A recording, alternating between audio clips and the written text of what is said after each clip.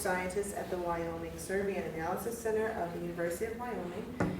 He was director of the Evaluation Research Department at the Nebraska Council to Prevent Alcohol and Drug Abuse before moving home to Wyoming in 2002. Dr. Wambeam was principal investigator of Wyoming's Standardized Information Gathering and Strategic Prevention Framework evaluations and is currently principal investigator of Wyoming's Prevention Block Grant and PFS evaluations, as well as Oregon's SPF-SIG evaluation. He is the author of the Community Needs Assessment Workbook, and in his free time, Rodney coaches short track speed skating, organizes Muggle Quidditch games, and acts in his son's movies. So we're in? So there's some short pauses. That was it? Yep. Like you were... I didn't even do anything yet. That was a super nice introduction, thank you. It was almost like I wrote it myself. That's an old version too. Also, it was called the State Incentive Grant, not the Strategic Information Gathering. But you're too young to remember the State Incentive Grant. I know Tracy does. So, thank you guys for having me here. You all look so familiar. I've met some of you before, maybe. So I was coming to Milwaukee, and they got me the tickets. It's hard to get. I live in Laramie, Wyoming. It's hard to get here on time for stuff and leave on. Like it's not like I could get back to Laramie, Wyoming tonight if I wanted to, right? Because there's just 2 flights.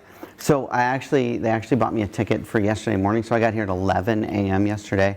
So I've had some like 30 hours to do nothing but walk around Milwaukee. And my wife keeps texting me Laverne and Shirley gifts. So like this is very important to her. So I sent her a picture of the Fonzie statue, which like is a horrible statue. Like, it doesn't look anything like him. But also what's really interesting about it is that this has nothing to do with my presentation, by the way, but is Henry Winkler himself, does he ever come here? Is he like just walking around downtown or anything? I didn't think so. But he actually was like 2 weeks ago in Laramie, Wyoming. He was fishing in the mountains. And the thing about Henry Winkler, this is true, is that there are sociologists who research what it means to be cool, right? I'm not making this up.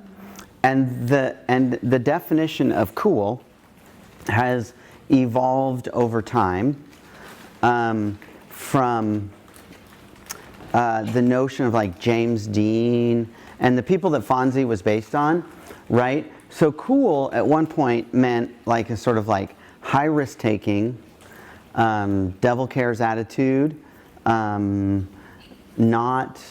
like you would fight, you would drive fast, didn't care about other people, like this sort of James Dean Fonzie world, right? But actually that has evolved so that today the way Americans define cool is actually very different. And this is true. They define cool as people who care about other people, who are kind, who want to make the world a better place, right? That is what is cool today. So what's really incredible is that Henry Winkler is all those things, right? He's like a Jewish grandpa. And like so Henry Winkler has continued to be relevant in the world of cool, even though now he's very old. So that's awesome. That has nothing to do with this presentation. Also, I'm wearing this little microphone so that it can be heard through the camera. Is it working? Awesome. Just to point out, like everybody wave to the camera guy. Which just makes me terribly sad because I wanted to have a real microphone because I love having a microphone. And if for no other reason, so I can tell you this story.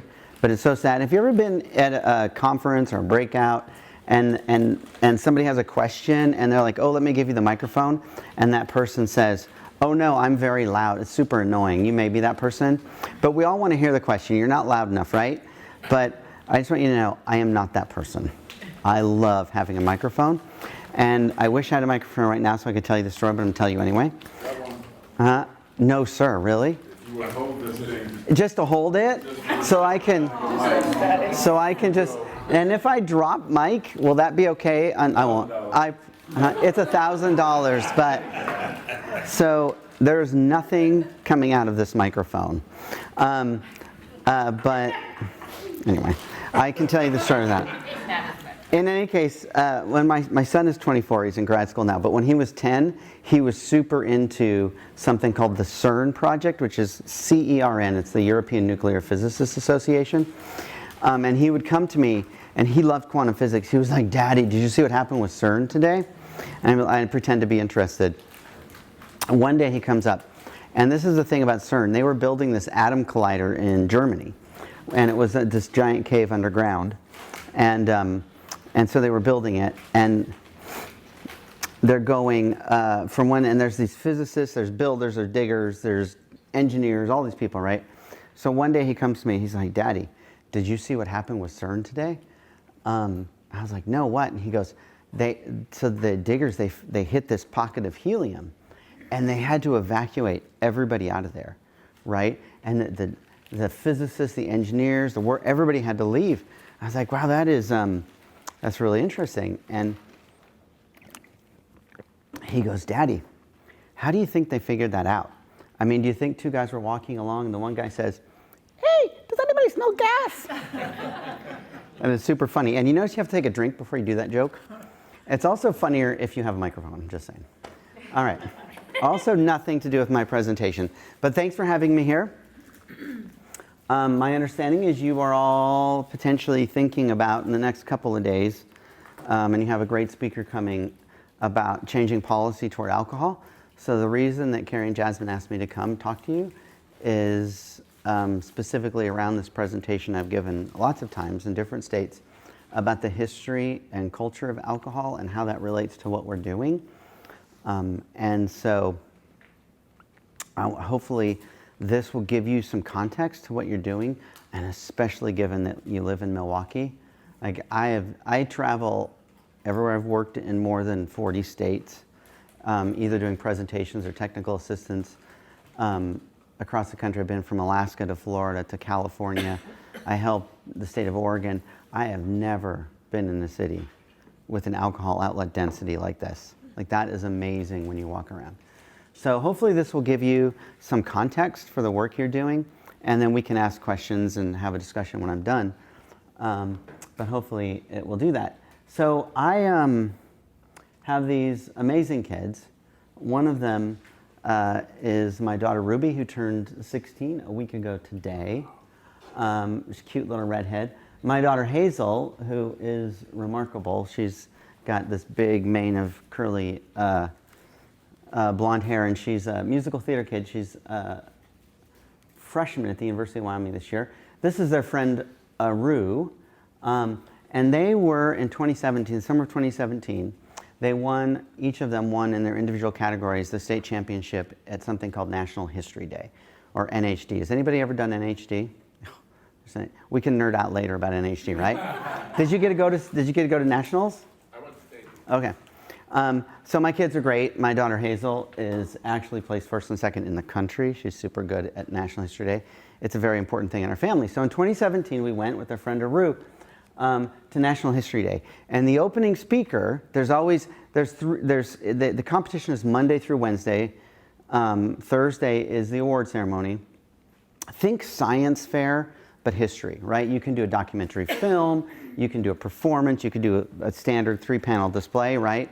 And on Sunday night, the first night, there's a big opening ceremony on the lawn at the University of Maryland. It's always at the University of Maryland, just outside of DC. And there's an opening speaker. And in 2017, this guy in the middle was the opening speaker. Does anybody know who that is? You can say it? The documentarian. Yeah, and his name is? Oh, she said, oh yeah, it was so confident. Ken Burns, right? Ken Burns is probably the most famous documentary filmmaker of all time. The historian David McCullough once said most Americans learn their history from Ken Burns. He currently has a movie that just came out on, a documentary that just came out on the history of country music, which is great. His documentaries are very long. The country music one is what, like 15 episodes? Anybody watch them? He's one of my favorites is baseball. It's actually 9 innings, but it's 9 episodes, each are an hour and a half. He has made documentaries on the Brooklyn Bridge, Civil War, Vietnam, national parks, going on. He's got something like 17 in the works right now. He is, by all accounts, probably the greatest documentary filmmaker in the history of film, right? And so he was this opening speaker, and as you can imagine, the History Day kids were freaking out. Like, and I said to my son, who's a media guy too, he's like this, he's like got the camera in the back of the room all the time. I said to my son, I said to him, oh my gosh, you know who's going to be the opening speaker at National History Day this year? He goes, who? And I said, Ken Burns. He goes, wow, is he going to talk for 13 hours? Which is an amazing Ken Burns joke, if you know. So Ken Burns was the opening speaker. His talk was incredible. It wasn't 13 hours long. It was something like 20 minutes, but he just inspired these kids. They were so excited. And he actually had to stay for 2 hours because there were 2,000 kids there and every single one had to have their picture with him. But one of the stories he told was he was in his office in the early 2000s and the phone rang and the receptionist came to him and she said, Ken, Steve Jobs is on the phone for you. He's like, Steve Jobs? And he picked it up and Steve Jobs says, Ken, you know that thing you do where you focus on a photo and then you kind of pan and zoom across it? You're just shaking your head, right? You pan and zoom across it. And he's like, yeah, and he invented it in the movie Brooklyn Bridge. And it makes the sort of still photos come to life. And Steve Jobs says, I want everybody in the world to be able to do that. I'm going to name it after you. And Ken Burns said, I don't take corporate sponsorship. Like I can't do that. And Steve Jobs said, Ken, how much money do I have to give to your favorite charity to name this after you? And to this day, if you go to iMovie and edit movies, you do a drop-down box that says Ken Burns Effect, right? So anyway, Ken Burns was the opening speaker. We were super jazzed. We were going to go to and we were in the student union, stamp union at the University of Maryland, upstairs. And I said to my daughters, it's going to start. Let's go see this opening ceremony. We'll go see Ken Burns. And put your backpack on, go to the bathroom, meet me back here. So we did. And I went off to the bathroom. And Ken Burns came in and peed next to me. So first of all, for those of you that aren't men, it's like the elevator. You just stand, you don't talk, right? Like, you just stand. And I'm like, and so my very first thought was, now that Ken Burns and I have this intimate relationship, I really ought to watch one of his movies. Like, I'd never actually seen one of his movies. So we did. So about a month later, I was in my office, and it occurred to me that he made a movie called Prohibition. It's 3 episodes long, and it's all about Prohibition. And I thought, not only can I fulfill my promise that I made to him in the bathroom at the University of Maryland, but I can get paid to do it because it's about what I do, because I've been doing this work for a long time. So I watched Prohibition in my office, 1 episode each of 3 days. And when I was done, I thought, you know, I had been working in prevention for 20 years. And without question, the entire time I've been working, underage drinking has been one of the major things I've studied. And after all that time, I didn't know any of this, right? And so if I didn't know it, do the people I work with in coalitions and communities and states know this? So I started creating this presentation you're going to see today about it, and hopefully it's somewhat interesting. So let's start with Colonial America. First of all, I want to say this. A year and a half ago, my daughter Ruby, the red-haired one, and I were in Salt Lake City because we had tickets to Hamilton. That has nothing to do with this. But the most important part of seeing Hamilton is making sure everybody you've met knows you've seen Hamilton. Right? Like, do you all know what I'm talking about? Because if you don't, I don't know how to help you. Because it is amazing. But oh my God, that's a lot of words. I mean, seriously, it broke the record for the most words in the history of musicals. It's a lot of people singing really fast. And also, it's about public budgeting. Like, the little kids are like clutching their Hamilton out. Like, seriously, are you really that interested in federal public budgeting? But anyway. So this is the best segue I have. During Alexander Hamilton's time, alcohol was actually considered safer than water, right? Some historians have said early America was a remarkably drunk place, right? Because the European settlers brought with them this idea that water was not safe to drink. Now, I don't know about streams, and I have a picture from the Tetons on my phone right now. The water is so crystal clear, you can see 3 feet straight down to the rocks, you know. That isn't the same water that's out in the river I crossed yesterday. But they certainly thought that you had to do something with liquids to ferment it to be safe. And so they made drafts and ciders and wines and things like that. And they brought that culture with them, right? So you would sit, if you were working in a field, you would have a jug of draft with you all day. Most of it was made in your house, or at least locally. And that's how you got nourishment. It would give you calories, it would give you energy, carbohydrates, it would give you liquid, so you wouldn't be dehydrated. That was it. So in early America, alcohol was definitely safer than water, and per capita alcohol consumption was higher than it had ever been, than it's ever been since. But a lot of that was watered down, right? It wasn't super high content alcohol. It was a little bit like we moved just 5 years ago. We started selling alcohol at the university football games where I work. Like, we'd never had alcohol there before. We did a big study and we found that it made alcohol incidences go way down. We actually thought they'd go way up, but no, I mean, because the people are drinking what looks like a 12-ounce beer, but it's an 8-ounce beer. They have to wait in line for 3 hours to get it, and it's watered down. Like, you can't even get drunk on it, right? And it takes you it takes you the entire game to buy 2 beers. So it was that sort of watered down stuff. But with that said, let's just watch a clip. This is from Ken Burns' movie Prohibition, and see if you can recognize the Ken Burns effect.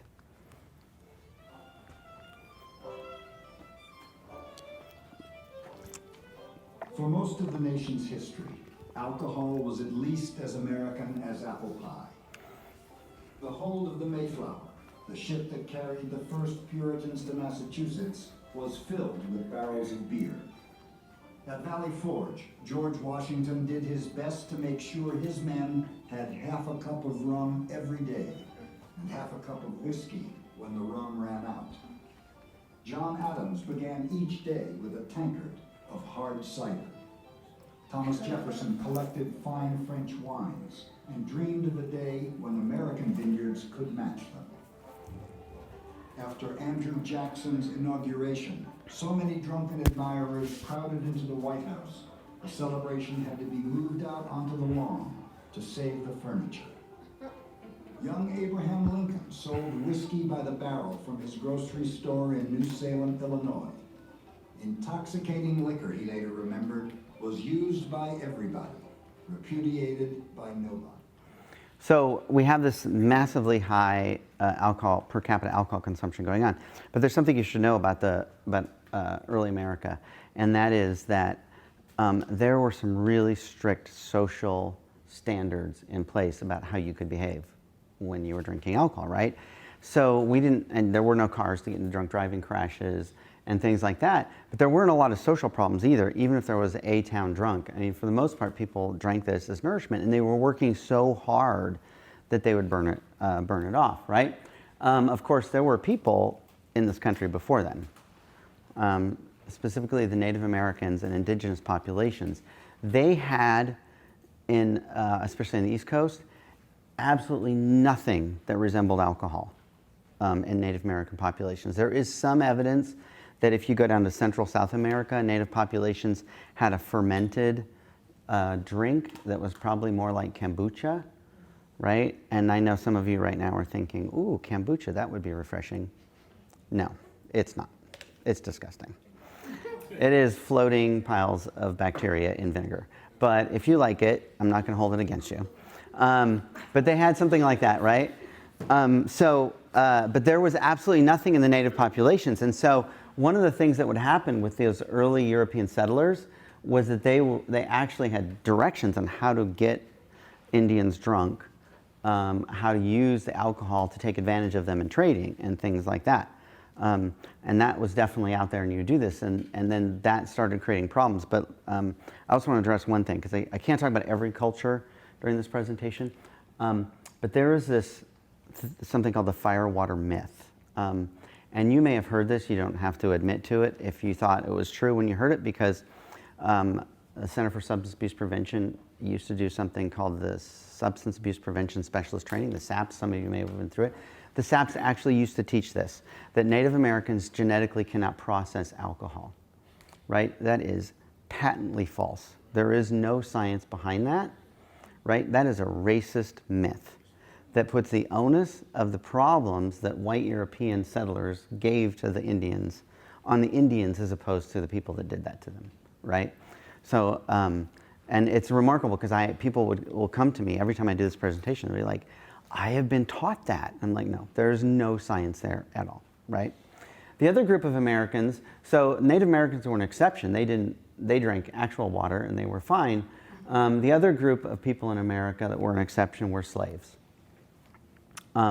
This is the thing about trying to enslave a people, is it's a bad idea to give them something that would make them uninhibited, right? So slaves were not given alcohol.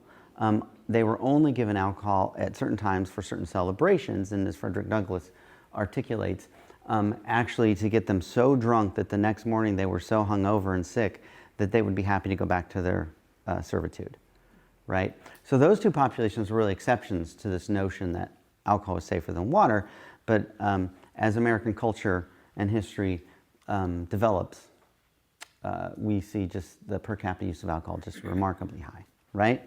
And then we start moving west, right? And so we have this frontier, and the frontier is not Wisconsin, it's not Wyoming. Like, I live in the frontier right now.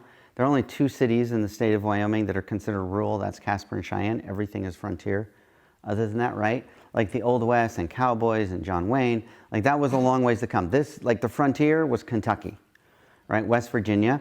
And in fact, the royal governor of Virginia pretty much said, we will protect you from bears and lions and savages and everything else as long as you don't go over the hill. Once you go over the hill, you're on your own. We're not protecting you, right? So the thing about the frontier was that the people that went there were by nature risk takers. They were a rugged group of people. My daughter, for one of the History Day projects, actually did this project on the Hatfields and McCoys. And if you don't know the story of that, that is amazing. That is like Shakespearean in its like loyalty and all this stuff. But before the Hatfields and McCoys and yellow journalism, and they turned it into this whole sort of like hillbilly thing, these people were the salt of the earth. They were tough, and there was no living on the frontier in a simple way. Like, it was a place that you had to be tough. And as an aside, my favorite story about the Hatfields and McCoys is, if there's all this killing that goes back and forth, and but finally the Hatfields killed a bunch of the McCoys, including a little girl. And so then the McCoys sent bounty hunters from Kentucky into West Virginia, brought 9 of them back. They had a trial, and Cotton Top Hatfield was hung, and all this stuff happened. And we can geek out about that too, about History Day if you want. But one of those bounty hunters, his name was Bad Frank Phillips, and he was like a bad person. He killed like 27 men in his life. He was a gunfighter. He was a deputy sheriff. He was a bounty hunter. And later, after the feud was over, he actually got into a gunfight. And you can go outside of Pikeville, Kentucky, and there's a graveyard where he was married to Nancy McCoy, who also married John Z. Hatfield as a spy. Nancy, and their graves are right next to each other, but he got shot in the leg and they could not save it. And so they had to amputate it, but then he died 7 days later from his injuries. And if you go to his grave, there's Nancy's grave, there's his grave, and right over here there's a little stone where they buried his leg 7 days earlier. And that is awesome. Like, that's the best thing ever. Anyway, that has nothing to do with this either. So anyway, the thing about frontier America was you have these rugged people, this rugged individualism, and it runs smack up against those social standards that were in place, right? And we still have this today. John Wayne, I like to show this because young people don't even know who that is. But John Wayne once said, life is tough. It's tougher if you're stupid, right? Which is a great quote, but also when the President of the United States says, we need to teach kids that drugs are bad, and that's how we're getting out of the opioid crisis. I don't know where you fall on that, but the point is, it puts the moral responsibility onto the individual, right? And so that was the world. It was a rugged individualism, right? Represented by that. I live in Wyoming. We are like full on libertarian, like this is your problem if you have it, right? Which is why we have the highest suicide rates in the country. But you know, you don't get help. John Wayne also once said, nobody ever saw a cowboy on a psychiatrist's couch, right? And so, but this rugged individualism, it runs right smack into those social standards. Like we are rugged people, we do what we want, and we're risk takers by nature, and that doesn't square very well. And there's something else that's happening too, which is you have to ferment what you have. So by the 1830s, 60% of what was being consumed in America was hard liquor. Kentucky today is still the largest producer of bourbon and whiskey in the world, right? And so those days where you're drinking this watered down draft while you work in the field, those are over. People are drinking hard liquor. They're drinking, and this is remarkable, the average American over the age of 15 drank the equivalent of 88 bottles of whiskey a year, right? Like we've never had as much alcohol, and it was really hard. And so there's two things to know about that. The first is that this meant that they started seeing social problems that didn't exist when you're just drinking cider on your farm, right? Violence, spousal abuse, in particular, husbands who went to taverns every night, spent all their paychecks on alcohol instead of on their family. All these social problems were arising. The second is that you should know, because we're going to get to that in this a second, is that the majority of the federal budget in 1830s was coming from an alcohol tax, right? That's where we're getting most of our money to run the federal government, right? So those problems then led people, especially women, to say, we've got to do something about that, and specifically a temperance movement. Yeah? When did that shift go from beer to like harder liquors? So it really was as the frontier was moving, right? So it's in the early 1800s, right? But prior to that, when you get to like pre-revolutionary America, it was cider. And it wasn't really wine. Like rich people like Thomas Jefferson, they would import wine. But almost all of our, the land on the East Coast that could be used to make wine was being used to grow tobacco. Because in prevention, if it's not one thing, it's another, right? Yeah, so it was in the 1800s with the frontier and all of those things. And they're fermenting grain. And so they're making this grain alcohol, right? So people start talking about temperance. And this is my favorite story about temperance, is there was a guy named Richard Turner who went to a Temperance Society meeting drunk as a lark, right? He thought it'd be funny. And he got really into the movement, and he became a temperance speaker. And in 1833, at the Preston Temperance Society, Richard Turner gave a talk, and he said, there is no such thing as partial temperance. There is only total temperance, right? But Richard Turner actually had a stutter, and so what he said is there is no such thing as partial temperance. There's only total temperance, which is the origin of the phrase teetotaler, right? And isn't that amazing? So there's this temperance movement, which started by a lot of people, some men, but a lot of women too, are like their husbands are never home and stuff like that, right? And the father of it was actually Benjamin Rush, who's the father of psychology in America and also a signer of the Declaration of Independence. And he had a sort of moral and physical thermometer. And importantly, remember that word moral, because he saw temperance as something you could do partially if you were just drinking drafts and wine like they did when there are those social standards. It's the hard liquor, right? And so he starts this movement. Other people get involved, and they're saying there's no alcohol, we've got to get rid of it. We have this whole temperance movement. That movement had three distinct sides. It was a three-legged stool, right? The first was the Women's Christian Temperance Union, WCTU. And if you think of it in today's terms, they were the program people. You know, the goody two-shoes that would work with kids and teach them not to use alcohol, right? And then there was also the Anti-Saloon League, which was run by a guy named Wayne Wheeler, who's going to come up in a second. And they were, if you think of today's terms, the policy people, right? We do a very poor job in prevention these days of the third leg, which comes from a lady named Carrie Nation, who was a grandmother, and she was a vigilante. She had lost most of her family to alcohol, And one day she was done, and she said God spoke to her, and she filled a bag full of rocks, grabbed her hatchet, and she went into a saloon in Kansas and just broke the place to pieces. Right? And all these drunk men, they were just like, what is this grandma doing to our saloon? And it became a movement. It was called Carry Nation, or Hatchet Nation as a movement. And she was very much a vigilante, and other people too would go into these places and just break them to pieces. And so you had this very much dry offensive with different angles on alcohol. And they decided that it should be illegal. I wanted to say one thing too about it, because we think of this as like the old days, but it was really incredible, is that I always think of prevention programs that arose out of the 90s, like Life Skills and Project Northland and All Stars, right?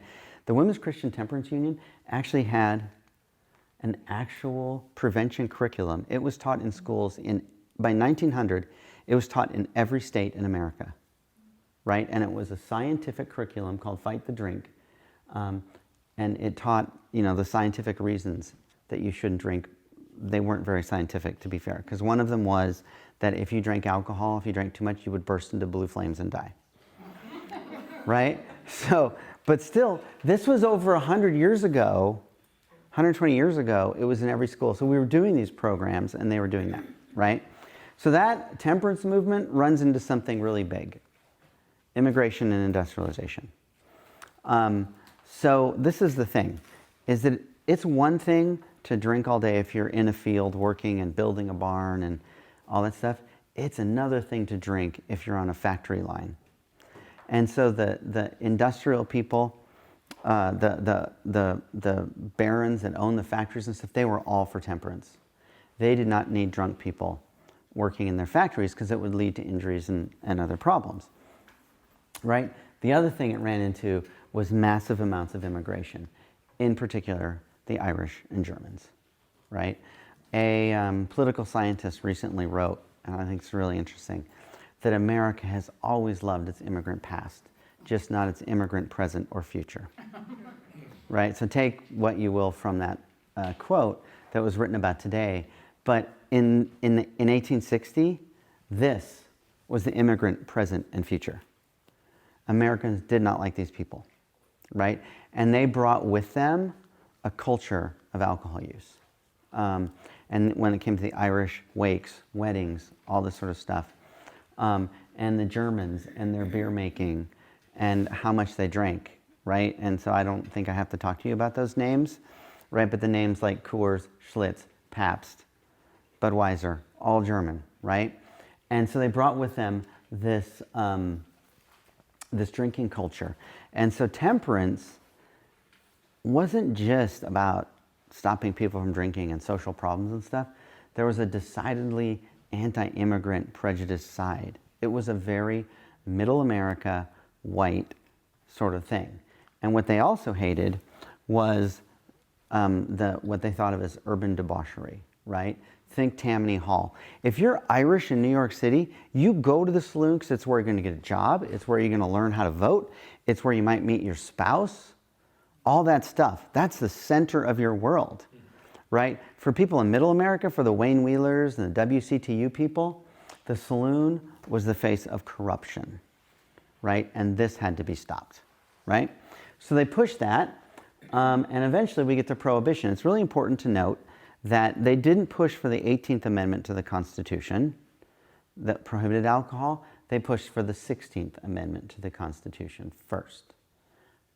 This is your history trivia for the day. What is the 16th Amendment? Don't Google it. The 16th Amendment to the Constitution sets up an income tax. Without an income tax, the federal budget goes away because remember, most of the federal budget was coming from alcohol taxes. So the first thing that Wayne Wheeler and those anti-Saloon League people did was push for an income tax to replace the alcohol tax. Then the 18th Amendment comes in, and all of a sudden we have Prohibition, right? This is the interesting thing. If you were to think about a policy change in Milwaukee that did any of these things, you would be amazed. These are the results of Prohibition. Alcohol-related death rates went from 15 to 7 per 100,000 people. They were spending less on alcohol. Alcohol consumption rates dropped from 2.5 gallons to less than a gallon a year.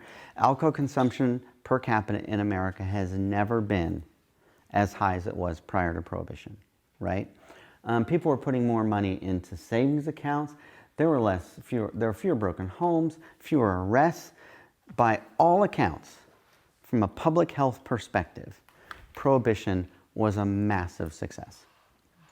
If we had any of these results in prevention, we'd be super happy, right?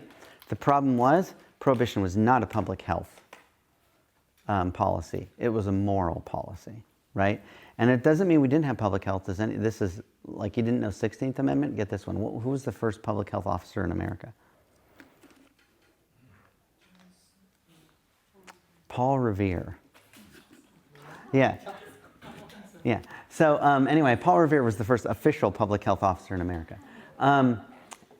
But Prohibition was a moral undertaking. It wasn't a public health. All of these outcomes were not found by program evaluators like me back then. This was found by historians, right? So this wasn't the point of Prohibition. It was a moral thing, and all kinds of things happen. In particular, Prohibition is an amendment, but you have to set up a law that says this is how it's going to be implemented. That law was called the Volstead Act, and by all accounts, it didn't go far enough. Wayne Wheeler was really disappointed because you could make your own alcohol in your house. There were places that sold beer that just moved to selling the ingredients for beer, right? And to enforce a moral policy that big on an entire country would take so much. And the Volstead Act didn't do that. And there were all of these unintended consequences, right? The first of which was there were not nearly enough prohibition agents. 1,500 of them in the country. There were 200 prohibition agents in the state of New York. They covered the Canadian border, the ocean, right? And if you were on Long Island during the Prohibition, and night came down 3 miles out where you're no longer in America, you would look, there was just a floating Costco of alcohol. And people would just row out, buy their alcohol, row back, right? But give you this, there were 200 prohibition agents in the state of New York. There were an estimated 32,000 speakeasies in New York City. There was no way that they could enforce this policy. And in fact, it just made it fun, right? It also took people who were small-time thugs like Al Capone and made them into big-time gangsters, right? So generally, Prohibition just made alcohol just that much more of a good time, right? So here's a clip from during Prohibition. It's from a movie called Flaming Youth. The music, because I stole this off the internet, is added. At this time in silent movies, they would play the piano with the movie or something. There wasn't music. So this is a clip from Flaming Youth.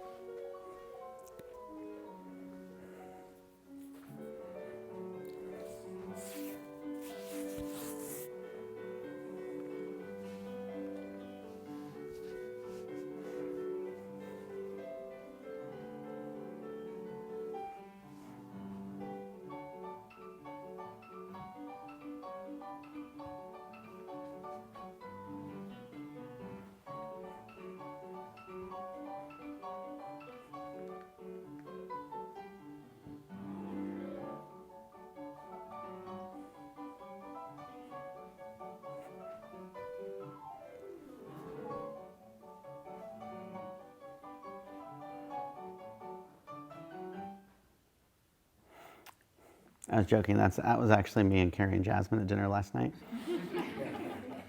I'm kidding. Jasmine wasn't at dinner. Just me and Carrie. No, so that's actually that. Flaming Youth. So as fast as Prohibition comes, it's considered a failure, and we have to change it. And so we return to having alcohol, and there becomes a big, while there was a dry offensive before, there's now a wet offensive. This is a rare clip of FDR accepting the nomination to be the Democratic presidential candidate in 1932. How would a beer?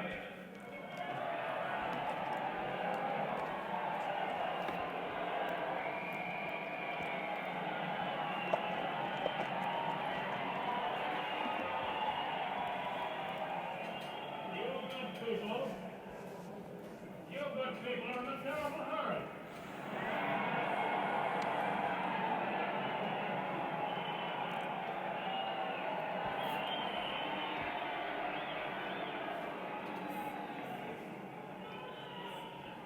Now let's make them think the same, but it's all right. I favor the modification of the Volstead Act just as fast as the Lord allows.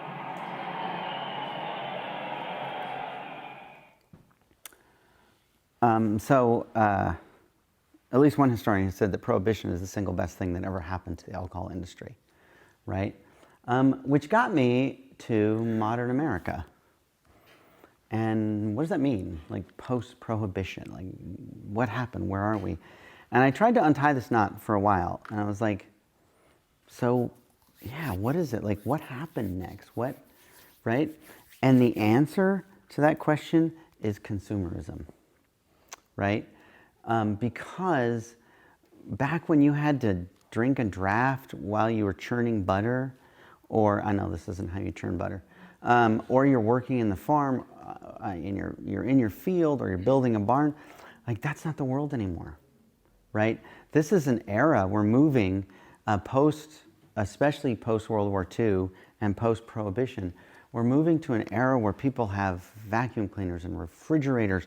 The idea that water is safer than alcohol isn't even a thing anymore. We have water piped into our houses, and we have refrigerators to keep orange juice if we want, right? And so the alcohol industry realizes that what you do with the free time that's left is you drink. And so alcohol wasn't this sort of nourishment and something to keep you hydrated and give you calories and stuff like that. Alcohol is what you did with your leisure time, right? So a couple things to note about this. The names, Schlitz, Budweiser. There are so many of these places that you guys live in, right? Pabst and Coors and Miller and all these places became big national companies. Of all these advertisements, my favorite one is this one up here that says, it's for Schlitz, "Don't worry, darling, you didn't burn the beer," right? But what do? Like you have your refrigerator, you have your vacuum cleaner, you go camping, you're having Christmas, you drink. That's what you do with your free time, right? And so the new consumer comes up. But something else was also happening in America. And that was the rise of movies, radio, television across the country so that we begin to watch the same thing. So here's some examples of that. This is actually from the late 1800s, before Prohibition, but this is the very first on-screen advertisement for alcohol in the history of the world.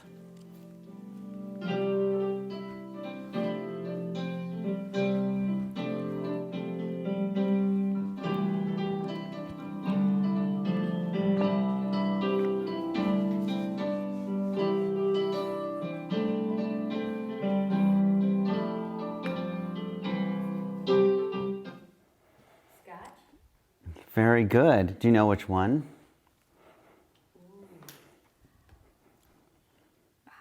No, but I'm willing to guess Glenfiddich. Oh, close, but no, it's Doers. Oh. Right? So it's... A blend? Yeah, so it's for Doers Scotch, which is great. Most people don't even get Scotch, even though they're wearing kilts, right? Marketing has come a long way since then. For example, we know now that in an advertisement, you should put in the name of the product. That would be useful, right?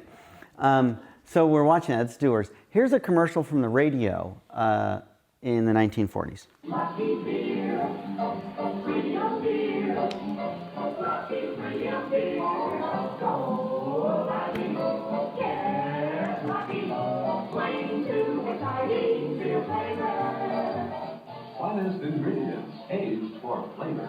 That's Lucky Lager, flavor that's entertaining, enthusiastic, a very exciting beer. Lucky beer, premium beer, lucky premium beer.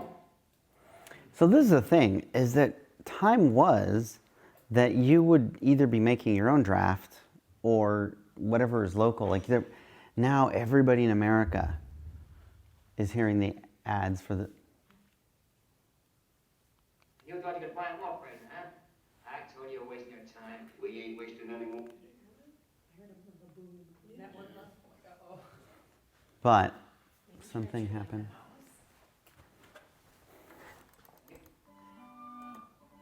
Oh wait. So that's my sound. Is it on? No. The signal issue, so you might want to restart.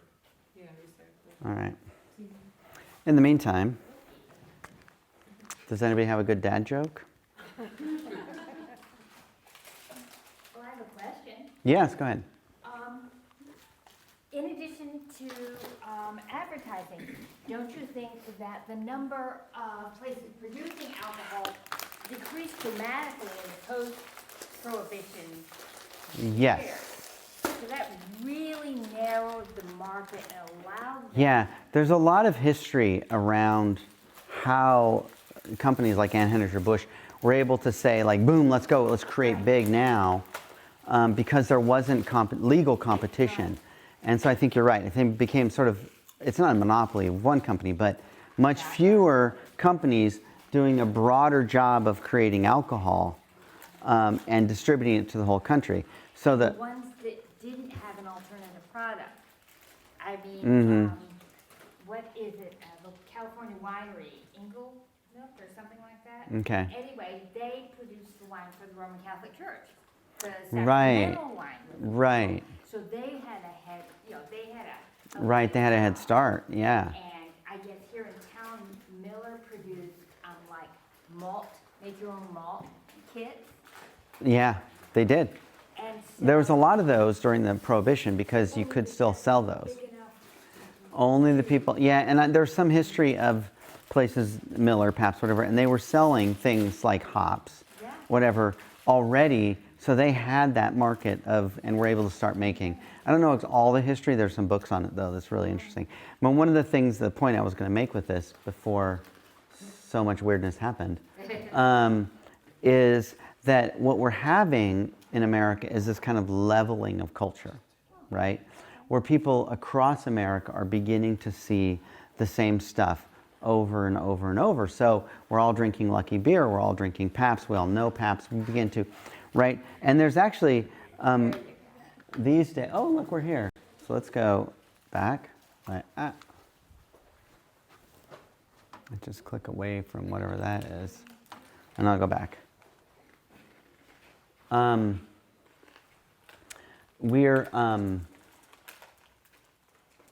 so we're having this sort of leveling of culture, right? And we're all seeing and buying the same things. And so this is the thing, is that these days we go to the farmer's market and we buy a hand knit scarf because that's so, right? Back 100 years ago, or even 50, 60, 80 years ago, something manufactured was thought of as the best thing, right? It's something that is made by a machine and all this sort of stuff, right? So we don't have the same sense. And in fact, today I do this presentation on millennials. Well, I used to, because millennials aren't a thing anymore. And I joke with Jasmine about this. I do this presentation on millennials, and I talk about that millennials are willing to drink themselves into a stupor until they throw up or pass out, as long as it's an organic, free trade craft beer. Right?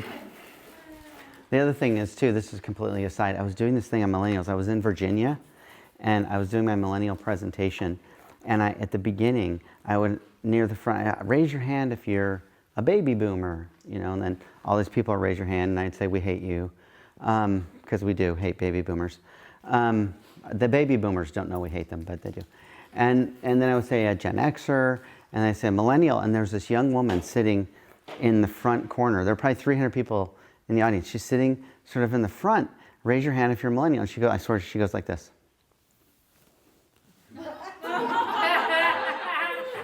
Like she's the Queen of England. And So I was like, I said to her, I was like, it's not a parade, right? Like, you're not the queen. I just wanted you to, and then she looked sort of sad, but it was okay because at the end I gave her a trophy for participating. And that is a funny joke too. That's a true story actually. Huh? Anyway, so I'm going to skip. So I was going to show you a clip of Angels with Dirty Faces, which is the movie, but I have to get past everything. Oh, no, wait. I have to get past everything to do it. So I'm just going to skip that. But Angels with Dirty Faces is the movie where James Cagney says, "You dirty rat," right? It's got Humphrey Bogart, some other guy you don't know. But what's amazing in that movie is that James Cagney isn't just Irish in real life. He plays an Irishman in the movie, right? So what you get is, remember 1860s, nearly like 80 years, 90 years before that movie comes out, those people were not liked in this country, right? Today, there was a survey done by USA Today, so you know it's true. And it asked people, it was around St. Patrick's Day last year, and 52% of Americans claim some sort of Irish heritage. That is impossible, A. But B, like, that's what we like that. We want to be Irish and Italians and like we all embrace that. Back in the 1860s, we were not embracing that, but today we do, and that's part of our world. And so that world and those cultures that embrace alcohol were becoming normalized in this country, as are the names Schlitz, Coors, Miller, Pabst, and others. The other thing that happens in modern America is that alcohol becomes either supremely funny or incredibly tragic. It takes one of these two ways. It gets dichotomized. So I want to show you a couple of clips. The first is from Charlie Chaplin. And I always ask people, have you seen Charlie Chaplin? And everybody raises their hand, even though I know they haven't. But if you haven't seen Charlie Chaplin, he was a genius. The Keystone Cops fell off of a truck. Charlie Chaplin fell off of a truck and checked his watch, right? He brought to cinema something, the subtlety that nobody understood back in the teens and 20s. To give you a sense of his genius, he wrote, starred in, directed, and did the music for all of his movies, and he never went to school, right? This is a true story about Charlie Chaplin. And when he was 5 years old, he was sitting on a stoop in his tenement house in London. It was a dead-end street, and at the end of the street was a mutton processing slaughterhouse, right?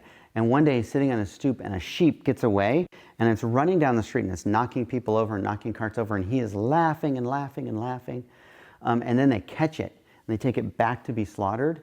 And he said, that was the moment in my life that I knew that comedy and tragedy were this close, right? He was a genius. So this is a clip from his movie 1 a.m. where the little tramp comes home drunk at 1 o'clock in the morning.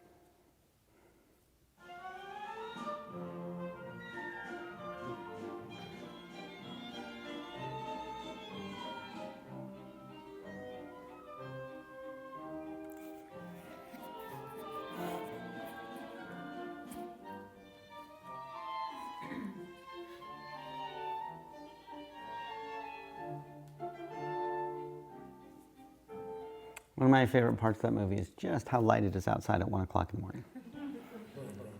Back in those days.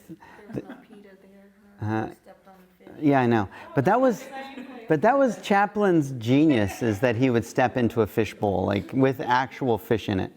But they lit stages, in silent movies, they lit stages with the sun. And so one of the other parts of the movie is so many cars driving by at 1 o'clock in the morning. It's amazing. So that's Chaplin being funny, coming home drunk. This is from the days of Wine and Roses, Jack Lemmon and Lee Remick.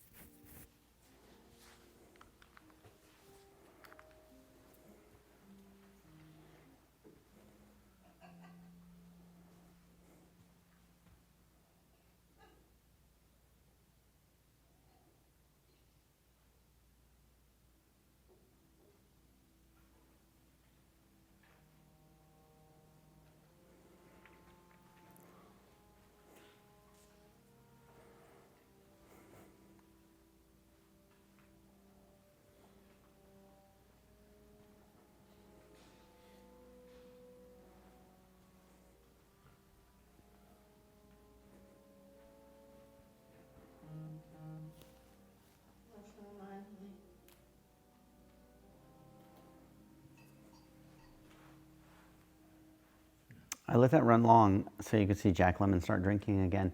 One film historian said this movie didn't win any Academy Awards because it was simply too sad. It's pretty bad. They lose everything because of alcohol.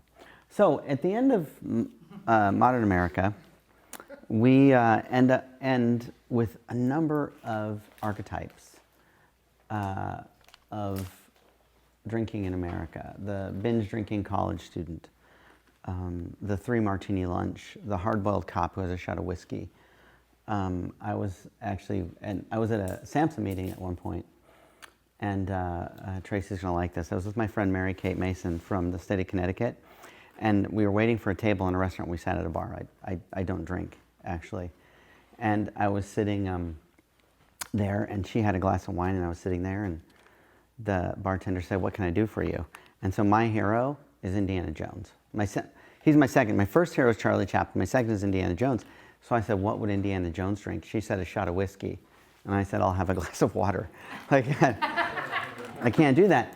But you know that hard-boiled, like, have the shot of whiskey thing? We have these archetypes that we end with, and we could have a discussion around those archetypes. if we want to. We don't have enough time. But that's not the end, because now we live in a place called postmodern America. Without going deeply into what postmodernism, I have these little quotes. These are just for you. The only one that I really, truly love is the one on Prohibition, if you saw it, when W.C. Fields once said, during Prohibition, I had to live on just on food and water alone. Like, yeah. There's so many wonderful things about film history. One of my very favorites is that there was this thing called the Breen Code, which said that you couldn't. It was this code in Hollywood. It really made Hollywood glamorous, but one of the, it's the one that made it so husbands and wives had to sleep in different beds and things like that. Well, one of the things you couldn't do was kiss for more than 3 seconds, right? And there's a great movie. It's called Notorious with Cary Grant. It was a Alfred Hitchcock movie where he and I forget the female actress. At the end of the movie, they kiss, but they keep kissing for like 15 minutes. Even it's more like 2 minutes, but they kiss and they break apart every 3 seconds. So it becomes this very long kissing scene. But anyway, so that's nothing. But postmodern America is hard to sort of explain to you. It is this theory that arose out of 60s with artists and architects. Certainly Andy Warhol is one of the great examples of postmodern art. And, but I was trying to explain this to some people. I was in Virginia giving this talk, and I went to Colonial Williamsburg, Virginia. Has anybody been to Colonial Williamsburg? One of the great places, for the biggest living history museum in America. And it's also the only real museum dedicated to pre-revolutionary America. And there is a governor's palace there, where the royal governor lived, right? And I did a tour of it, and this is where his wife slept, this is where he slept, this is the library where he signed these documents, this is the gun house where, you go through the whole thing. And we do the upstairs tour, we go down, and a guy asks the tour guide, are these the original steps? And she says, well, no, not because of the fire. So I was like, because of the fire? And so afterwards I asked the tour guide, I was like, so what's the deal with the fire? She goes, oh, in 1787, the whole place burnt to the ground. I'm like, what? She's like, oh no, in 1930, we rebuilt it based on Thomas Jefferson's journal and architectural plans. So this place has been standing since 1930. It only stood for like 20 years when it was the governor's palace. But now they give tours of it as the governor's palace. The real history is a building that's part of a museum that was, right? That's postmodernism, right? Postmodernism is weird. And postmodernism is filled with pop culture. People like Andy Warhol and others really sort of define pop culture. So the very first thing is a clip of Margot Robbie on The Tonight Show with Jimmy Fallon. And I are about to face off in a game of flip cup. The winner will be taking home a sleeve of solo cups and 2 rolls of toilet paper. Now, they're the really good ones, yeah. Instead of teams, we're going to do all the drinking and flipping ourselves. It's simple. We each have 6 cups. First to chug the beer and flip all 6 of their cups to the opposite side wins. You ready to play this? So you plan to chug it and then flip it once it's flipped and move on? Yeah, no, you flip it first, then you drink it off the table.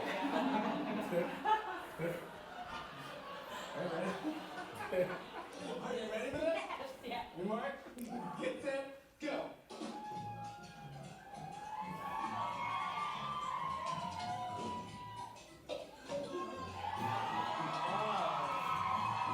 Don't get cocky.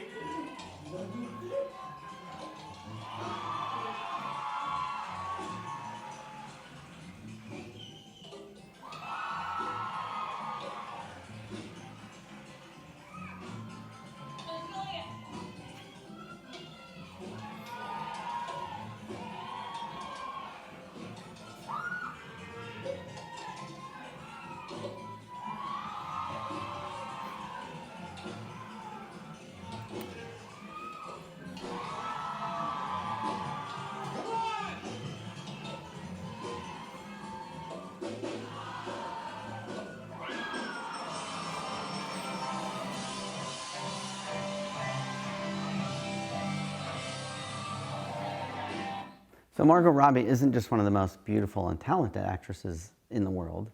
She also plays drinking games. Doesn't just play them, she wins them, right? So this next clip is from The Bachelor in Paradise, which you don't have to admit that you watched The Bachelor. It's a couple years old. There's two things you should know about it. First of all, more people have met and gotten married and stayed married on The Biggest Loser than all the Bachelor shows put together. It's a true statistic. Second of all, reality TV is just documentaries about narcissists, right? So here's a clip from The Bachelor in Paradise. Jorge, hola. I need another beer. I'm on a buzz. Holy, look at this banana.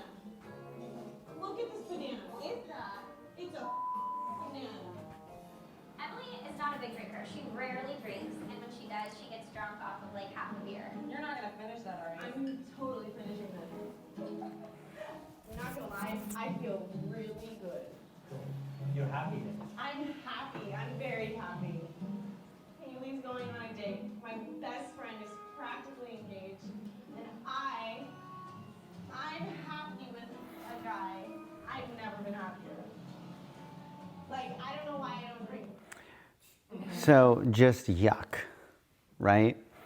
One of the only demographics that we see an increase in alcohol consumption right now is young women. It's super bad. There's a lot of books you could read if you want to read more about this. Like, for example, there's a book called The Firewater Myth about Native Americans and alcohol. If you want to get one book I really recommend, it's called Drink, The Intimate Relationship Between Women and Alcohol. And it's really fascinating. This is the thing. In the 1960s, tobacco companies taught alcohol companies how to market segment to women. And they started creating things like Alco Pops, right? The pressure on women to keep up with men when it comes to drinking. When they go to a bar after work and have an Alco Pop and a man has a beer, the woman's drinking vodka, the man's drinking beer, right? This pressure is insane. Or this other just remarkably crazy world we live in where you can't raise children without being drunk. Like, this mom wine culture is amazing, right? I was, a couple years ago, last February? I can't remember, February and a half, I don't know, a year and a half. We were going to Disney World. And we were in the Denver airport at 9 o'clock on a Sunday morning to fly to Disney World with my 4 daughters. I can't describe how excited my wife, like, this is like her favorite thing in the whole world. She was taking her kids to Disney World. We're in the line to go on the plane, and this woman says, "Oh my gosh, are you gonna fly with all those kids and take them to Disney World?" And my wife says, "Yes." She says, "I would be down there getting a mimosa right now." I could, like, really, like, on a Sunday morning at 9 o'clock, your answer to going to Disney World with your kid is the drink, right? But you all know this mom culture. And alcohol, the brands of wine are now Mommy Juice, Mad Housewife, Cupcake, right? That's all marketed. And this is the thing. Women get drunk faster and become alcoholics sooner. This is the other thing. And I am not here to shame you if you had a glass of wine last night. Medical research is super clear at this point. Alcohol is a carcinogen. The more you drink, the more kinds of cancer you will get. And that is especially true for women and breast cancer. There's 2 things you should know about that. In England, the lead public health official now says that the only safe use of alcohol is half a glass of wine a week for an adult male, right? This is the other thing. This is just statistics. A recent article in Lancet showed that having 1 bottle of wine a week raises your risk of cancer exactly the same amount as smoking 10 cigarettes a week, right? This mythology that we have that we can't live without it, that is good for us, most of the meta-analysis have shown all that stuff about red wine, all you have to do is control for socioeconomics and healthcare and insurance. And there's no benefit to it, right? Also, there's good stuff in red wine, these lycopenes and stuff. You get the same exact amount in just that, like this many walnuts or blueberries, right? And so that's the thing that we're facing. On top of it, we live in a digital age, right? We know that when you look at Facebook and Snapchat, right, that teenagers that are on social media are 3 times more likely to drink than teenagers that are not on social media. And there are kids not on social media. My kids aren't until they turn 18, right? The other thing is that our kids are watching stuff like this. This is a woman named Jenna Marbles. In 2013, she had 23 million views of this. It's now to like 30 million or something. I showed this clip, and a woman came up to me afterwards, and she said, I've seen that before. My teenage daughter showed it to me. This is Jenna Marbles doing drunk makeup tutorials. She's one of the biggest YouTube influencers. And I apologize ahead of time for the F-bombs, but this is what our children are watching. No one ever really talks about how hard it is if you go like day drinking and then everyone's like, all right, yeah, rally in a few hours and then let's go out. How fucking impossible it is to put makeup on and get ready when you're drunk. So in order to make this an accurate video, I started as if I went to the beach or something, no makeup. I'm gonna get drunk and I'm gonna teach you all the tips and tricks of how to put your fucking makeup on and your hammered. So the first thing I gotta do is get drunk. I'm gonna be drinking what everyone always drinks when they're gay drinking. What the fuck ever. Law and Order SVU drinking game, living room. It's like 30 minutes long of her putting her makeup on and stuff. So that's what our kids are watching. But despite all that, our kids are drinking less than they have in ages. Like, there's no question that young people today are way better behaved than we were when we were children, for a lot of reasons. So if there's a message to all of that, and then we can talk if you guys want, is this, that culture matters. There's been this research, international research, that shows this, and it's really remarkable, is that per capita alcohol consumption is a pretty darn good predictor of cirrhosis rates and nothing else, right? What matters is culture, right? Because the consequences to using alcohol are related to what you do. So you remember in early America where there were these social standards, right? Those matter. And in some countries, alcohol leads to drinking and driving or unprotected sex or violence. In other countries, they don't, right? It really is the culture that says, what are you allowed to do? And this is the amazing thing too, is do you know they've done these placebo experiments? I'm not making this up. You create a 4-quadrant square, right? Where you get a random group of young adults, for example, and you put them in one of 4 groups. And the first group is people that are told they're getting alcohol, right? They actually do this mix, which is gin and tonic. It's like vodka, which isn't gin, but it's vodka and sparkling water and lime. And you can mix it just in a certain way that you can't tell that it has alcohol in it, right? So the first group is told that they're getting alcohol and they get alcohol. Then the second group is told they're getting alcohol, but they don't get alcohol. The third group is told they aren't getting alcohol, but they do get alcohol. And the fourth group is told they don't get alcohol and they don't get alcohol. And what they find is that the people that behave afterwards the most like each other are the groups that are told they have alcohol, whether they got it or not. Right? If you're told that you aren't getting alcohol and you get it, you won't behave nearly as poorly or as violently, or, you know, it's amazing because culture matters, right? So I have one final clip for you.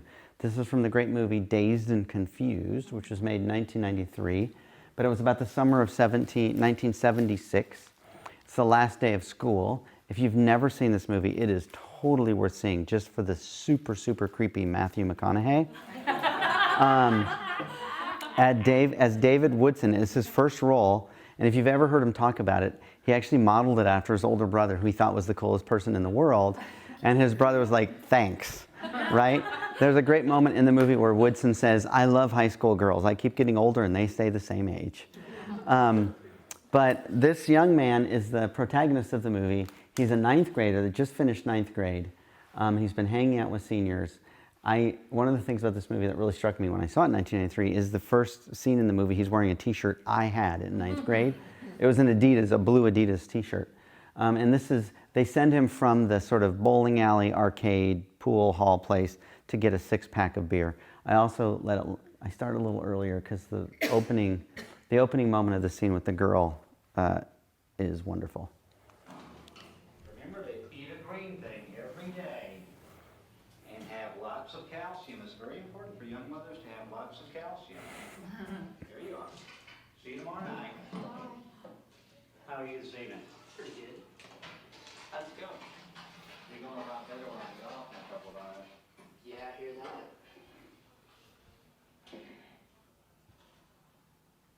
You're 18, right? Oh, yeah. Just graduated. Graduated, congratulations. So you out to college in the fall? I'm still not sure. I'm working right now for the city. Taking and holding on to the job for a while. It's like, it's money in my pocket. I hear that. Here's some more money for your pocket. Be a night. Okay, thanks. Hey, take it easy. Hey, Mitch. Hey, there you guys are. Hey man, what's in the bag? Sixer. So the reason I showed you that is that world doesn't exist anymore, right? We raised the drinking age to 21. Our retailers card kids, right? I actually recently said in a speech that raising the drinking age to 18 to 21 is the most effective prevention strategy we've ever done. Countless thousands of people are alive because of that. And this guy I work with is like, do you have a citation for that? So I was like, no. And I had a student worker go find the citations, dozens of peer-reviewed publications. The alcohol fatality mortality rate, or the mortality rate from alcohol crashes among 18 to 20-year-olds has just declined like this. It's like a 50% decrease in addiction rates among young people because of this, right? But that doesn't exist. We change that, right? That world isn't what we live in anymore. So, if I have a message for you, it is this. The next time you're peeing next to a famous person, I'm just joking. You guys for the next 2 days are going to talk about changing policy and how you might do that. And it actually works because you actually can change policy. And policy can change culture. I know it's not the easiest thing. But the thing isn't that our culture around alcohol can change. It actually will change. And if it's not people like us pushing for that change to be about better outcomes, more responsible drinking and better health, then who's going to push for it? The end. Thank you. And then I know I kept running long, but I'm going to blame the power outage thing. So I know we said you'd have to be here till 7. So, but if you want to stay, that's fine. And if you have questions or thoughts, I'm happy to do that. Yeah. A question, you talked about the growing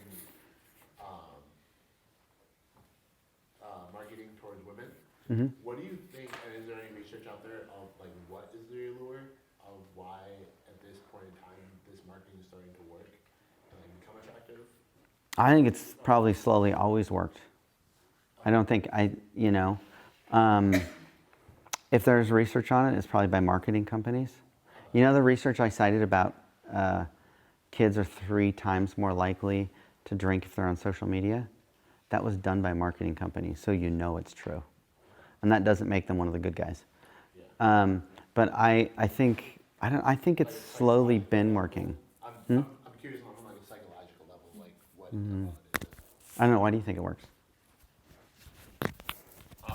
That's not a short answer, but I'm just curious to know it. Yeah, I don't know exactly the research. I think that book, Drink, The Intimate Relationship Between Women and Alcohol, might answer some of those questions, but I don't remember. But does anybody else have an answer? Maybe it's the anxiety, going to work all day. Not saying that I go home and have a glass of wine.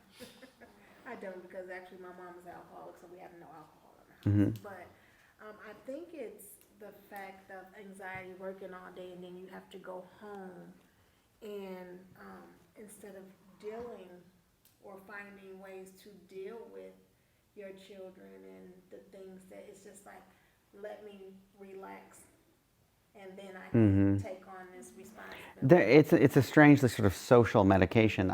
But I think you might be onto something. So when you go back to that change to modern America with the vacuum cleaners and refrigerators, there's all this feminist scholarship about it. Women were supposed to be less busy. They didn't have to churn butter. They could just buy it at the grocery store, right? But everything shows that women became more busy, right? So the pressure these days on moms is so high. I mean, I don't know, some of you are moms, but the pressure is so high to do everything for you. You know, and it's not just doing it for your kid. There's a balance in parenting between nurturing and this stuff. But, you know, what we've shown is that when I grew up in the 70s and 80s, the distance that parents were comfortable having their kids away from the house was about a mile. Today, it's less than a block, right? So there was a constant sort of stress on mothers to be, and on top of it, it's very, very difficult to live without two incomes now, right? And we know from research as well that when there's two parents working, they both go to work, they both come home. When they come home, the wife does more housework than the husband. We just know that from research, right? So there's a lot of pressure on women now, and that could be part of it. But on the other hand, there's it's young women too who aren't moms yet, young women who are in the workplace, and there's been a tremendous amount of pressure on them to keep up. There's a lot of stuff, if you've ever heard of drunkorexia, which is this thing where girls, especially college-age girls, will count their calories because they don't want to gain weight, and so they'll consume their calories in alcohol as opposed to any other like actual substance, right? So if you can only have 15 calories a day and you're getting it all from vodka, you know, you're not going to be a healthy human being. Those aren't people who, but there's pressure on women. I think you're on something. Young women and older women, yeah. I will take a step back and remember that we did do some surveys 2 years ago now in Milwaukee. Most of what we heard from the youth was that the main reasons of alcohol and other drugs is because of stress, anxiety, trauma, and those emotional pressures. So.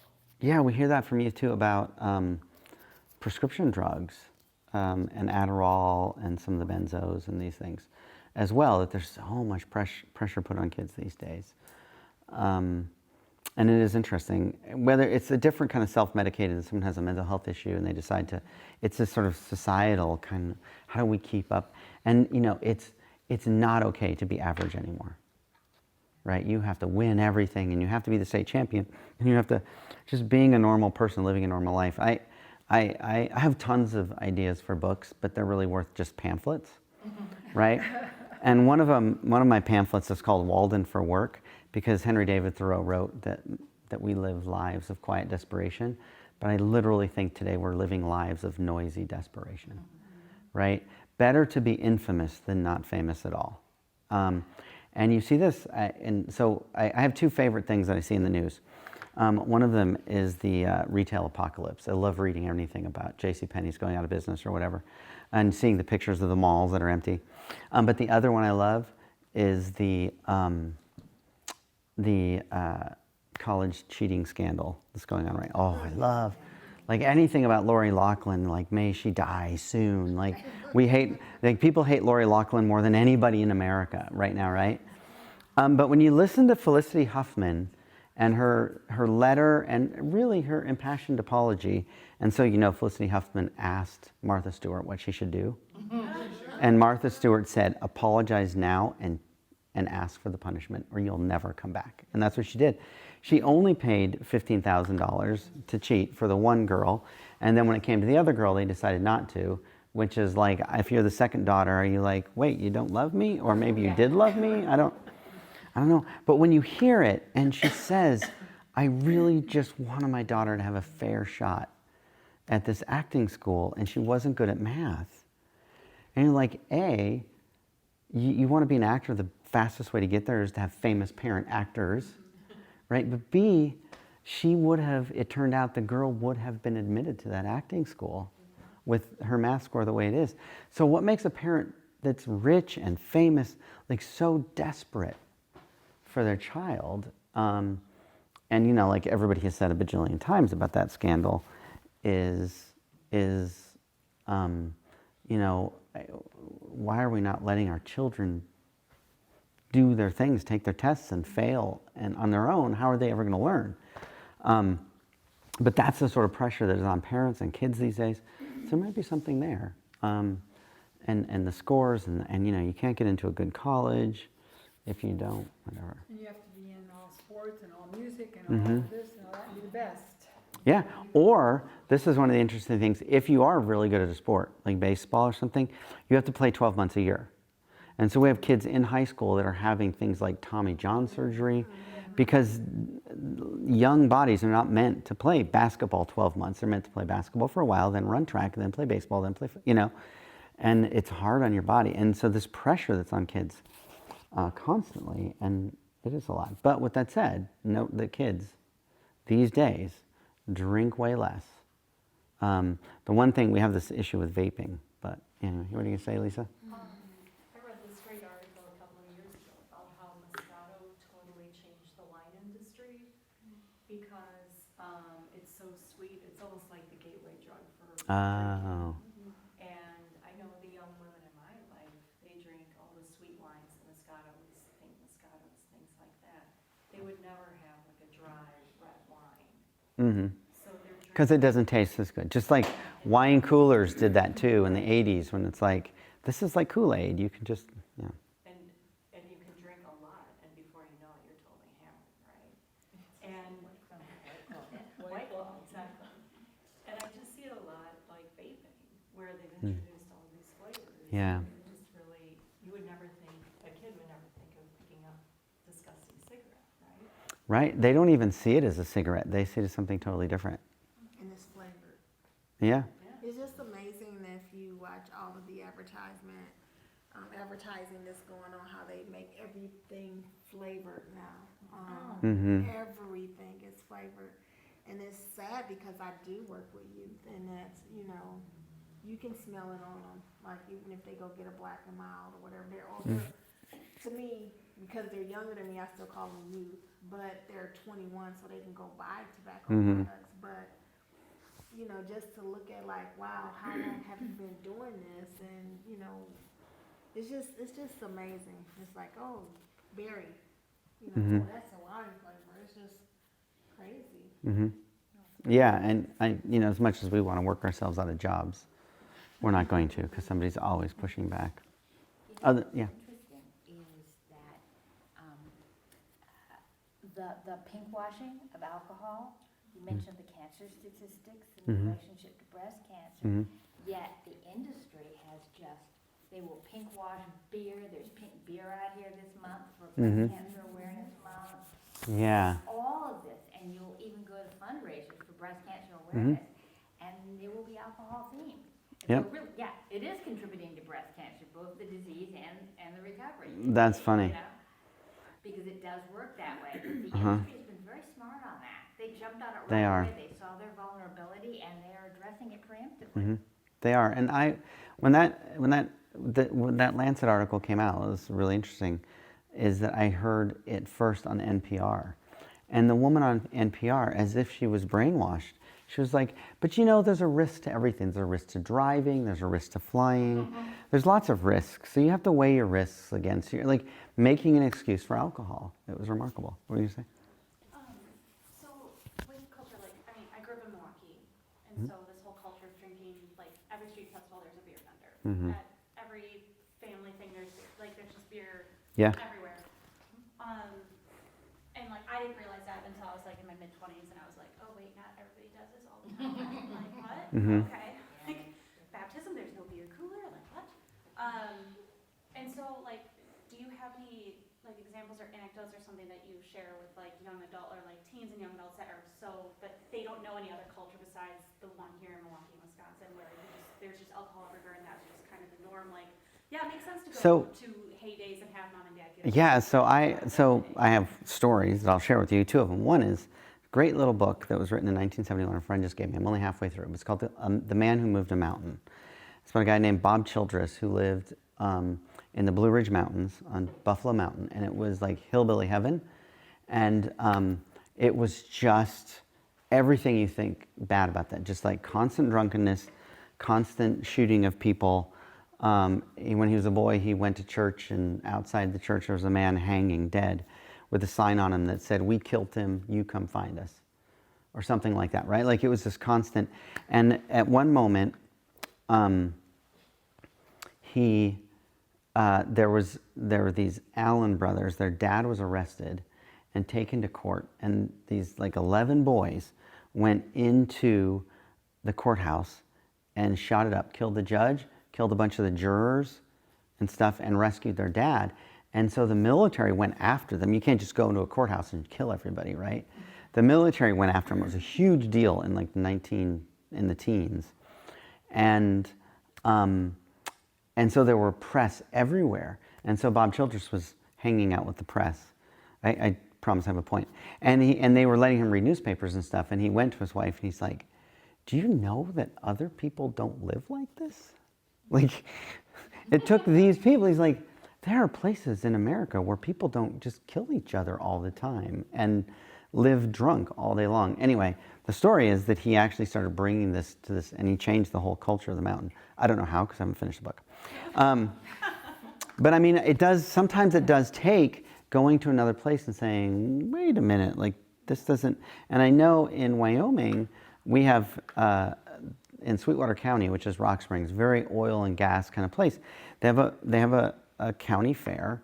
I was working with the coalition. They have this county fair, and they said everybody learns to drink at the county fair. There's a cooler, like you said, just the baptism. There's a cooler in every pig stall, every cow stall, every horse, and you get an animal to the county fair. You get to start drinking beer. And they were telling me this. I was like, whoa, because our county fair is an alcohol-free event, because it's 4-H. Like why, that blew me away, because you see those different things. But I do think it's possible to change that culture. And I'll tell you a story. This is a true story. In Clackamas County, Oregon, there is a river that runs from Mount Hood down into Portland. It's one of the water sources for the city of Portland. And that river, it's called the Clackamas River, is one of the biggest partying rivers in America. Definitely the biggest in the Pacific Northwest. During summer, every day, people tie their rafts together and float the river and just drink, and they bring their coolers and they drink and drink and drink. And so they get on here at this park and they float and they get off here. And as you might expect, the consequences are huge. There's fights. People drown every year. There's people defecating, having sex, urinating on people's lawns. It's like all the stuff that happens when people drink too much. But people were always drowning, and they do that. So Clackamas County, the coalition, got together, and they invited environmentalists to their coalition, because one of the biggest problems they had was just the sheer amount of trash. Every fall, volunteers would go in, they'd bring, on average, 6 tons of beer cans and beer bottles out of the river. And it's a water source for the city, right? So they got the environmentalists, they went to the county commissioners, they changed the law so that Marine deputies could search coolers in the parks. And in 2014, when it started, they were there, they put up signage, all the things you do as a coalition. There were signs, media, enforcement, and they just said, as people got there, they said, you need to know the law changed. And if you have alcohol, we will take it. You're welcome to go put it back in your car. And 2014 was the first year anybody could remember that nobody drowned on the river. That is still a partying river, but it's families. And it's people having a good time, all those consequences. And one of the evaluation outcomes is literally the massive decrease in the amount of garbage they're taking out every year. So it is possible to change. And it's possible, and policy is one way, which is a great segue to the woman who's going to tell you how to fix everything tomorrow night when I'm gone. Other questions or thoughts? Yes. Well, I think you'd be great at a party. Yeah, I haven't even started telling dad jokes yet. No alcohol. Yeah. My wife had a 50th birthday party the year before last. And there were 200 people there. We rented the ice rink, which was actually cement. And so there was roller skating, there was a bouncy house, and there was dancing in the middle. And everybody brought food.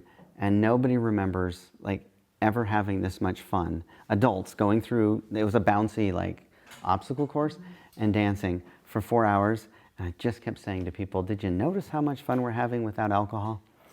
Like, you can have fun, but that's who I am. But also, I know a tremendous number of dad jokes. So. The best of which is this. Why did Tigger put his head in the toilet? Because he was looking for poo. That's kind of cute. It's more than cute. It's the best dad joke ever written.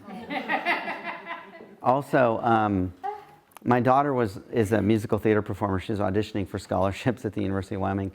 And she had to do like 2 songs and she had to send. And then she's doing this audition. And the professors are sitting there. And one of them goes, tell us a joke. She had no idea that was coming. And this is the only joke she could think of. And so I share it with you now. What is the difference between a dirty bus stop and a lobster with breast implants? One is a crusty bus station and the other is a busty crustacean. That is fantastic. If you want more dad jokes, let me know. For example, what happens when a piano falls down a mine shaft? A flat minor. I know, so good. So good. Yes, go. Did Judy Cushing help you with the Oregon effort on the river? No, I know Judy Cushing, but she's in Portland more, and she works with more the Portland Public Health and these people.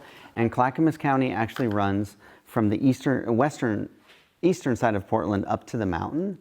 So it wasn't. Do you know other people? Rod Cook was involved. There's another people, but yeah, but I know Judy Cushing. I mean, I've met her. I didn't get to work with her specifically. Yeah. That's not a funny dad joke at all. I'm sorry. Yeah, I know.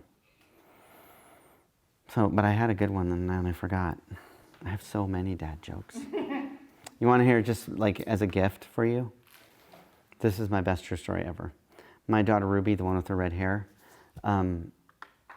when she was about 10, she came to me, and so they have this, there are these Israeli students who travel all through the West, especially in the frontier America where there's not synagogues, and teach kids about Judaism and the holidays and Hebrew. They do these day camps for 2 weeks. So my daughters, when they were younger, they were going to that and stuff. And one day my daughter, she's 10, she comes home, she's like a fiery redhead, completely obnoxious. And she says, she's very confused looking. I was like, what's going on? She goes, so Nanny and Augie, that's my wife's parents, they have Hanukkah and Passover. They're from New York. I was like, yeah.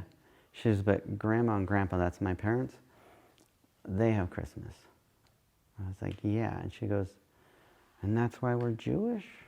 I said, what do you mean? She goes, you know, we're Jew-ish.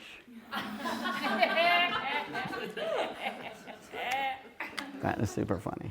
That's a true story. I told this to Carrie last night. The other day, did you notice that it was Daughter's Day a couple weeks ago, right? And I was traveling, I was in Casper. The next day I was at home. And I said to my 2 older daughters, I'm like, I am so sorry I missed Daughter's Day. I'm like, oh, it's okay, Dad. And I said, because I'm so funny, I was like, well, hopefully your real dad brought you something. And my daughter Ruby, she goes, oh, he did, the mail.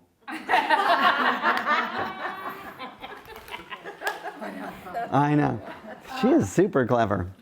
Is there anything else I can do for you? Thank you guys for listening to me. Obviously, I like talking. And let me know if you want to chat or something. Let me know. Otherwise, have a great couple of days figuring out how to solve all the world's problems. Thank you. You're welcome.